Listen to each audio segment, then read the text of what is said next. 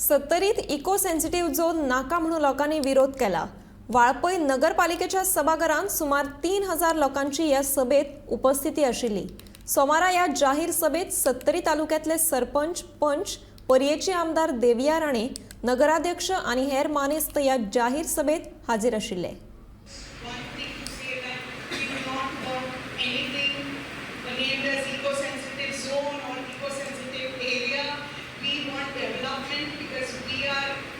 Living in a forest, we are living in a sanctuary for so many years without any development happening. We want development for our future generation. We want sustainable development. We promise you that we will do sustainable development because we have lived in a forest. We love the forest. We are part of the forest in the sanctuary for generations.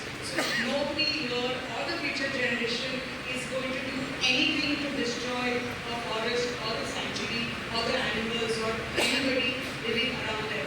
But they are just requesting, allow us to live and it's like live and let live.